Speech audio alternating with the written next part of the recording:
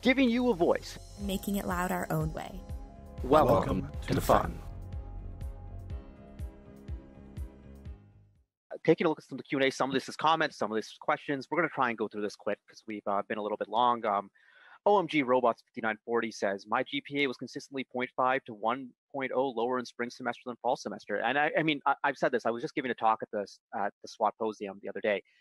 No matter what anyone tells you, students, you know, that, oh, your extracurriculars are so important for your university admissions. GPA, well, in Canada especially, is the most important thing. I'm sure in the US, standardized testing and stuff matters. So, like, do not let your marks slip for FRC. It's just not worth it. First will be there for a long time. And if your team is pressuring you to, hey, no, don't go study for that exam. We need you to do this. Those mentors are doing you a disservice. So be careful with that. A question, how much stress do you think is going to be put on students from 2020 onwards, considering build season will be more like FTC? I think we've talked about that a lot. I think it's important for the adults in the program to not put extra pressure on their students and use this opportunity to put less pressure on them and try and spread things out over the 16 weeks as opposed to the 6 weeks. Who wants to try this question? Who is Marshall? Ooh, I'll take it because, and I'm going to break the little illusion here of like people who do streams or TV shows are like well-dressed all the time. I'm rocking some zebra corns right now. These are official zebra corns pants. I have no idea who Marshall is though. So I just really wanted to tell you guys about my cool sweatpants. Someone says, sorry, C scales or whatever, 1073. I'm just imagining a whole bunch of 254 or other world champion caliber team clones to come week 2 and beyond. I mean, it's possible. It's possible, but like at the same time, like that could be cool too. Like, you know, I like seeing good robots, so I'd rather see a bunch of 254 clones than a bunch of, you know, well, I won't say it. Toasters is the word that I like to use. Yeah, at least toasters give you nice bread. Eman _ 333. I do not agree with the change. I like the 6-week struggle because it creates the sense of urgency and alertness for everything that goes into the robot. I see that as a valuable life skill. Jim or Ben, do you want to touch on that? Set them straight. I mean, I'll take that maybe. I'm not trying to set them straight. I'm saying just like with racing or motorsports, there is a deadline. It's when you set the robot on the field the first time to compete against the other guy. I think you're moving the deadline from an artificial deadline to a real deadline. Now your deadline is when you compete. You have as much time as everybody else that you're competing against at that event to prepare for that event. Everybody at that event has an equal opportunity, and you manage your time accordingly leading up to your first event.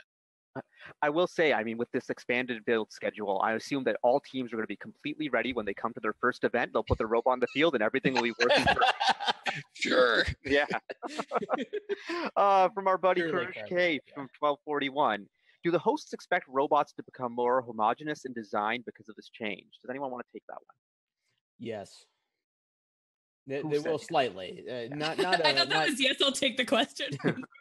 Well, the answer, yes, they will. I mean, in the same way that Robot in 3 days, kind of, you'll see more going in that in a particular direction. One of the things I'll be curious to see is how many teams. I think I saw this. This was back in a post in like 2013 from Tyler Holtzman. Where he talked about what they would do. I don't know if they'd still do the same thing on 2056. Maybe you know, Karthik. But basically, you build one robot and then build a new robot starting week 1 for World Championship.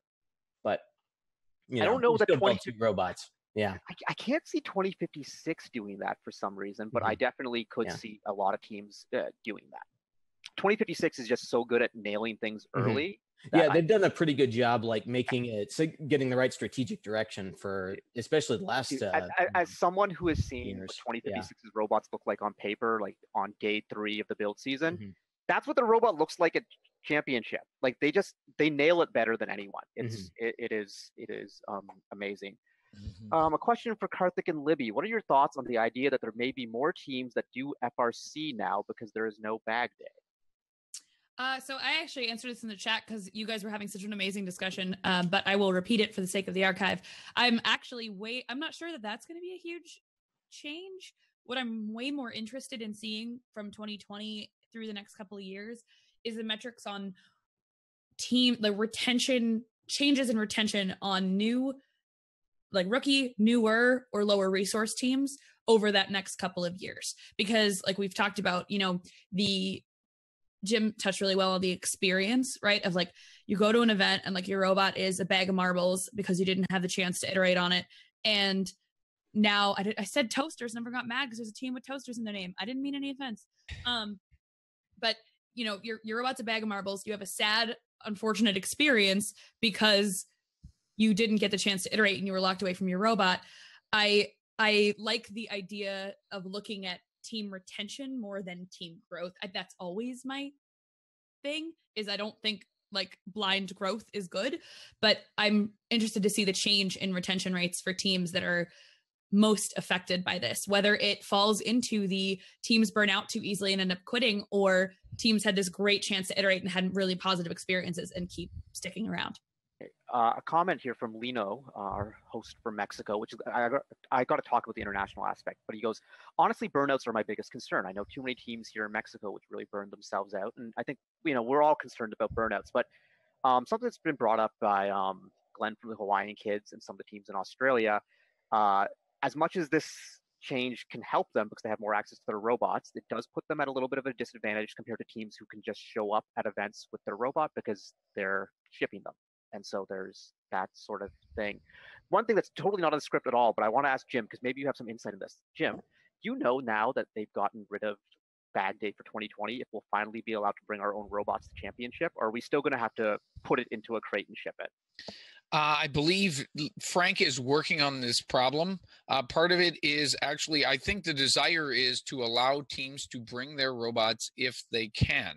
Some of it is related to contractual issues with the venue itself and the load in, load out of the material into the exhibition site related to the union and the facility. So I think the desire from headquarters is to make this easier on teams and to liberate this, but they're bound by some contractual things that they signed when they secured the venue that they've been working to change. I do not believe they have resolution on that yet.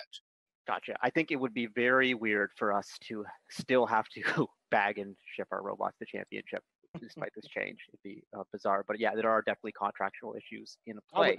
I would like it a little bit. It'll make me feel good. You do love you love your crate, buddy. Question from team 3275 3134, clearly from the future. How about event volunteers who mentor teams? Will they work events or work on the robot? Someone want to touch on this? I think they're going to do it anyway. I mean, there's some volunteers that kind of moonlight both. Yep. So I don't think that's going to change. Yeah. Oh, sorry. Go ahead.